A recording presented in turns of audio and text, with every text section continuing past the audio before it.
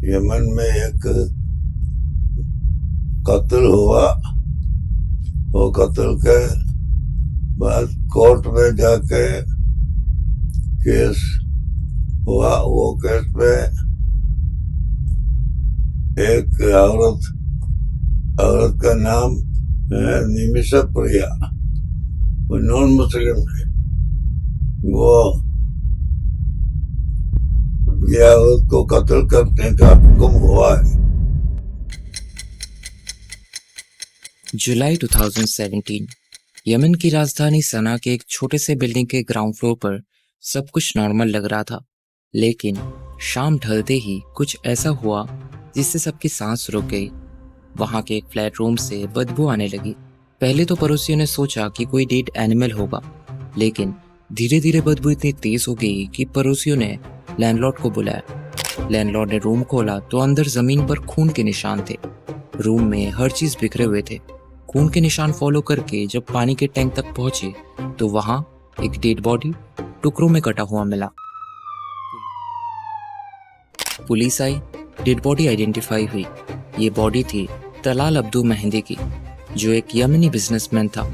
शौक की बात यह थी कि ये फ्लैट किसी लोकल की नहीं बल्कि एक इंडियन नर्स निमिषा प्रिया का था, जो वहां थी ही नहीं।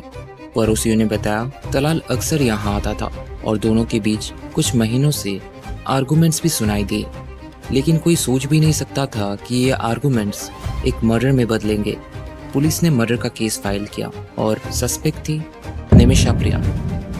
आगे बढ़ते हुए बात करेंगे यमन में फंसी भारतीय नर्स निमिषा प्रिया की, जिसे मीडिया रिपोर्ट्स के मुताबिक 1 महीने के अंदर फांसी होने वाली है। 10 साल पहले अपने सपने पूरे करने के लिए केरल से यमन गई वो नर्स वहां पर एक जालसाज व्यक्ति के चंगुल में फंस गई। इसके बाद कुछ ऐसा हुआ कि अब उनकी जिंदगी बचाने की दिन रात कोशिशें की जा रही हैं। लेकिन क्या एक नर्स जो जिंदगी बचाती थी वो किसी की मर्डर कर सकती थी? जब पुलिस ने तलाश शुरू की तो कहानी की परत दर परत खुलती गई और एक ऐसा सच सामने आया जहां भरोसे के नाम पर धोखा था और प्लानिंग के नाम पर मजबूरी। Welcome to the show. मैं हूं अमित और आप देख रहे हैं द केस ऑफ निमिषा प्रिया।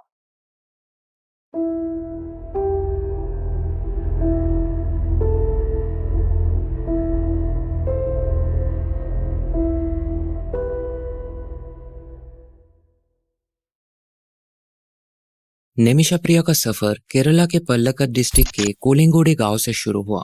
शुरू से ही उसकी घर की हालत बुरी थी। उसके माँ बाप डोमेस्टिक हेल्पर्स और डेली वेजेस के काम करते थे, दिन भर मेहनत करके घर चलाते थे।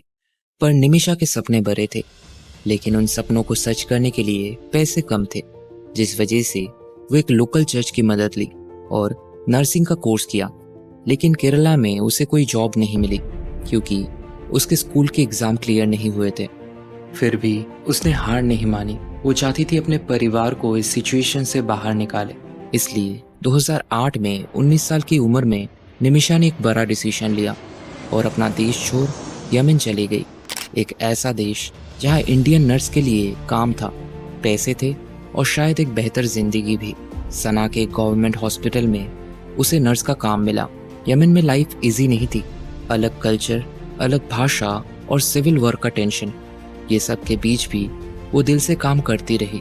2011 में निमिषा वापस इंडिया आई और टॉमी थॉमस से शादी की।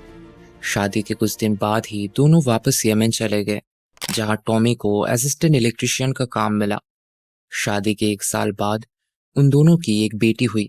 2014 में पैसे की कमी और यमन के हालात ने टॉमी और बेटी को केरला वापस भेजा, लेकिन निमिषा वहीं रुक गई, अपने फैमिली और अपने सपने के लिए। 2014 तक निमिषा ने सोच लिया कि वो अपना क्लिनिक खोलेगी, पर यमन के कानून के हिसाब से फॉरेनर्स लोकल पार्टनर के बिना बिजनेस नहीं खोल सकते थे। और यहाँ उसके जिंदगी में एंट्री हुई तलाल अब्दू मेहंदी की। तलाल एक यमनी बिजनेसमैन था जो टेक्सटाइल शॉप चलाता था। शुरुआत में वो निमिषा को एक भरोसेमंद बिजनेस पार्टनर लगा। इस वजह से निमिषा ने तलाल को बिजनेस पार्टनर बनने के लिए अप्रोच किया और तलाल राजी भी हो गया। पार्टनरशिप के लिए निमिषा ने तलाल को लैंडलॉर्ड और परमिट्स के लिए 6 लाख यमनी रियल्स दिए, जो निमिषा और उसके हस्बैंड ने फ्रेंड्स और फैमिली से उधार लिए थे। 2015 में इन दोनों के पार्टनरशिप में अल अमन मेडिकल क्लिनिक खुली, जो एक 14 बेड का क्लिनिक था। निमिषा को लग रहा था कि अब सब ठीक होगा। तभी तलाल ने अपना असली रूप दिखाना शुरू किया। सबसे पहले उसने निमिषा का पासपोर्ट छीना ताकि वो देश छोड़ ना सके। क्लिनिक के प्रॉफिट चोरी करने लगा और उसके साथ फिजिकल और सेक्सुअल अब्यूज करने लगा। अपने देश से दूर एक अकेली लड़की ये सब सहती रही। निमिषा ने तलाल के खिलाफ पुलिस में कंप्लेन भी दर्ज करवाई, लेकिन उसकी सुनवाई नहीं हुई। उल्टा तलाल ने निमिषा के साथ उसके शादी के फर्जी डॉक्यूमेंट्स बनाए, जिसमें उसने निमिषा के पति की जगह अपनी तस्वीर लगा दी। इस फर्जी शादी के बेसिस पर उसने निमिषा को क्लिनिक से और भी अलग कर दिया। निमिषा तलाल से अपना पासपोर्ट वापस लेने के लिए बार बार जेल में भी मिलती रही, जहां तलाल दूसरे मामले में अरेस्टेड था। निमिषा के लिए यमन में फंसना एक कैद से कम नहीं था। ना वो भाग सकती थी और ना ही इंडिया वापस जा सकती थी। जुलाई 2017 निमिषा ने एक प्लान बनाई। उसका प्लान सिंपल था। वो तलाल को बेहोश करके उसका पासपोर्ट वापस लेगी और यमन से भाग जाएगी। ये प्लान बनाने में उसको एक जेल वार्डन ने मदद किया था। एक दिन तलाल फिर से उसके फ्लैट पर आया और नशा करने लगा। फिर दोनों के बीच झगड़ा शुरू हुआ। इस बीच निमिषा ने तलाल को केटामाइन का इंजेक्शन दिया, एक ऐसा ड्रग जो नर्सेस अक्सर यूज करते हैं। पर यह प्लान गलत हो गया। डोज ज्यादा होने की वजह से तलाल बेहोश नहीं बल्कि उसकी मौत हो गई। निमिषा घबरा गई और उसने अपने दोस्त हनान को बुलाया, जो उसी बिल्डिंग में रहती थी और एक नर्स थी। हनान को निमिषा के प्रॉब्लम्स के बारे में सब कुछ पता था। दोनों ने मिलकर तलाल के बॉडी के टुकड़े किए और उसे एक पानी के टैंक में छुपा दिया ताकि किसी को पता न चले। इस इंसिडेंट के एक महीने बाद अगस्त 2017 में तलाल की बॉडी पुलिस को मिली और जांच शुरू हुई। जांच में निमिषा और हनान का नाम सामने आया। निमिषा को यमन सऊदी बॉर्डर के पास से पकड़ लिया गया जब वो देश छोड़ के भागने की कोशिश कर रही थी, और हनान को भी अरेस्ट किया गया तलाल की बॉडी को काटने और छुपाने में मदद करने के लिए। फॉरेंसिक रिपोर्ट ने साफ किया कि मौत केटामाइन ओवरडोज से हुई। 2018 में निमिषा का ट्रायल शुरू हुआ सना के कोर्ट में, पर यह ट्रायल पूरी तरह फेयर नहीं था क्योंकि पूरा केस अरबिक में चला और निमिषा को ना ट्रांसलेटर दिया गया और ना ही लॉयर। उसने कोर्ट में कहा, मैं तलाल को मारना नहीं चाहता था, ये एक गलती थी, वो मुझे टॉर्चर करता था। पर उसकी बात किसी ने नहीं सुनी। 2018 में उसे मौत की सजा सुनाई गई और हनान को लाइफ इम्प्रिजनमेंट का। Viewers, in a big breaking news coming in from Yemen, the President Rashid Al Alimi has approved the death sentence for the Kerala nurse Nimisha Priya, who was convicted of murdering a Yemeni citizen. Nimisha की कहानी यही खत्म नहीं हुई। निमिषा के family ने 2023 में Yemen के सुप्रीम जुडिशियल काउंसिल में अपील की, पर वो भी रिजेक्ट हो गई। निमिषा अब सना के सेंट्रल जेल में थी, एक ऐसी जगह जहां हौती रेबेल का कंट्रोल है। इंडिया का वहां कोई एम्बेसी नहीं, कोई डायरेक्ट डिप्लोमेटिक चैनल नहीं। निमिषा अकेली थी, पर उसके घर वाले अभी भी हार नहीं माने। निमिषा के सपोर्टर्स ने सेव निमिषा प्रिया इंटरनेशनल काउंसिल बनाया। उनका एक ही मकसद था, निमिषा को बचाना। यमन के सरिया लॉ में 2 रास्ते हैं, किसास या दिया। किसास का मतलब मौत के बदले मौत और दिया का मतलब खून के बदले पैसे। निमिषा के फैमिली ने और सपोर्टर्स ने तलाल के फैमिली के लिए ब्लड मनी जमा करने की कोशिश की। रिपोर्ट्स के मुताबिक एक बड़ी अमाउंट जमा की गई, पर तलाल का भाई अब्दुल फतह मेहदी ने बोला, हमें किसास चाहिए, पैसा नहीं, खून का बदला खून से होगा।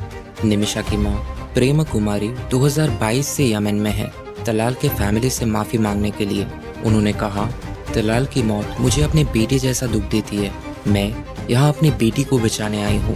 पर अब्दुल फतेह ने एक फेसबुक पोस्ट में लिखा, हम माफी नहीं देंगे, चाहे कोई भी बोले, किसास ही इंसाफ है। 2024 में यमन के प्रेसिडेंट रशीद अल अमीनी ने निमिषा की डेथ सेंटेंस अप्रूव की और फांसी की डेट फिक्स हुई 16 जुलाई 2025। पर लास्ट मिनट में एक मिरेकल हुआ। इंडियन गवर्नमेंट, केरला के मुस्लिम धर्मगुरु और सोशल वर्कर सैमुअल जेरोमे भास्करन ने यमनी अथॉरिटीज और रिलीजियन लीडर से बात की जिसके बाद फांसी पोस्टपोन हो गई जब तक कि कोई नया फैसला नहीं आता।